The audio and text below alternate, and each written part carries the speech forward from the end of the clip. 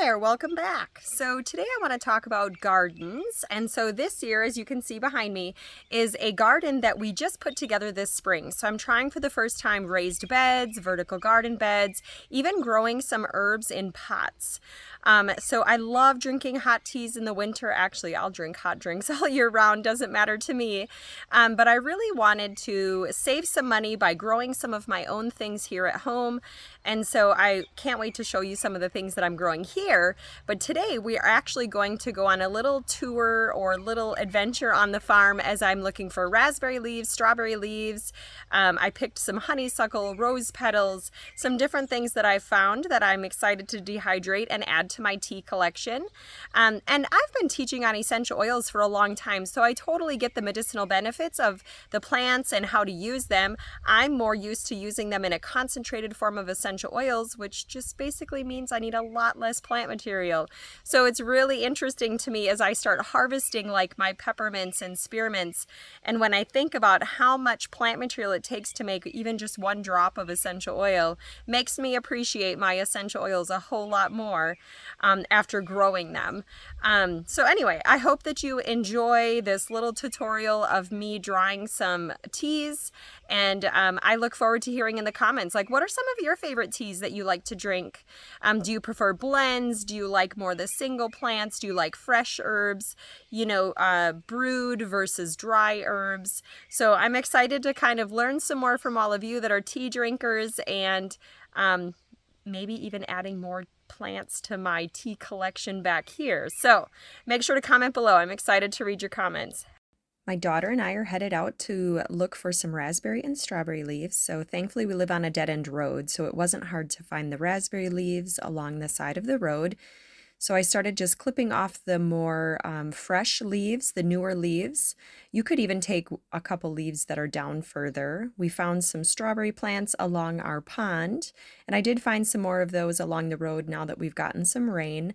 So I almost have my jar full, which is exciting. And even the runners had a lot of nice tender young leaves on them, so I went ahead and pulled those as well. Here's my honeysuckle that I just transplanted last year, and so it only has a few blooms left. And then my wild roses along our pavilion are starting to flower nicely. And so these are what we collected so far as the raspberry, strawberry, honeysuckle, rose, and then this is my chamomile stash so far.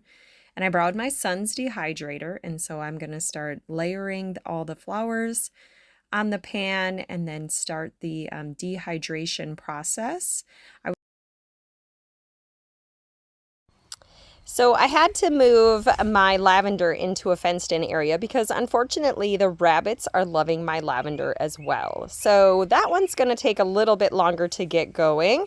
I also have some different mints here that I'm growing. I think there's 4 different types of mints. And then in my vertical grower on the bottom tier I have some lemon balm, some parsley, chives, thyme, basil, more parsley, and then I have some radishes at the top. So of course not all of these are tea type plants, but also like food preparation and things like that. And then back here I planted some chamomile. So this is my first time doing chamomile, and I had started it in my vertical grower, which greatly took over.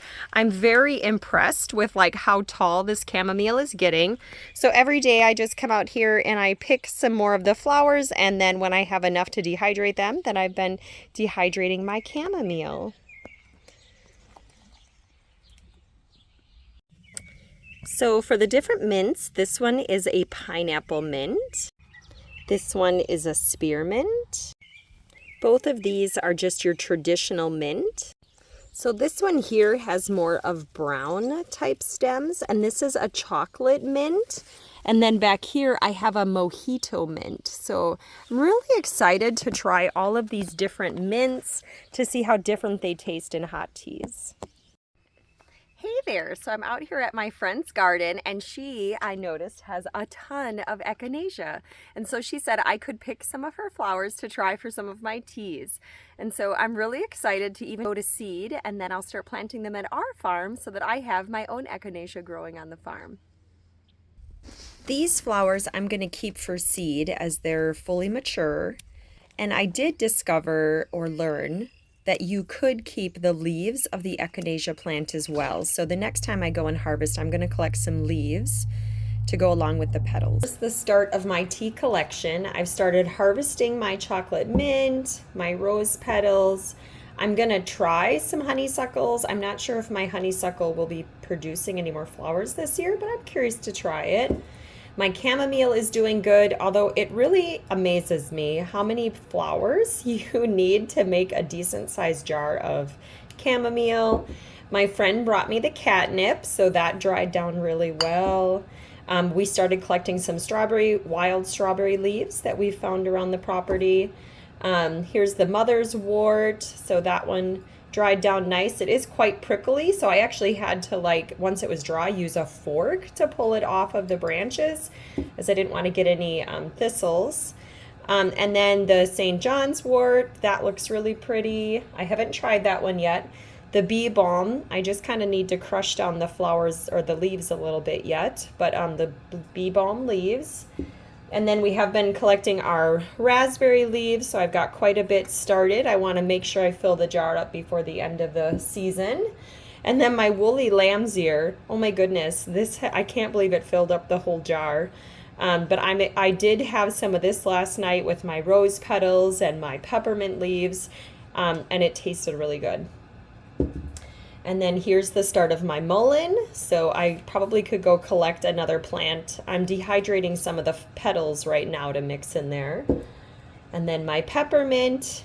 I still need to do my mojito mint yet, and then here's my spearmint so far. So quite the tea collection I've got started. I can't wait to finish it out, and I still need to dehydrate the yarrow, but I think I'm just going to let that kind of dry on its own, and then I'll put that in a jar. And then I wanted to share my favorite teapot that I have started using. It sits on a base which heats up the water.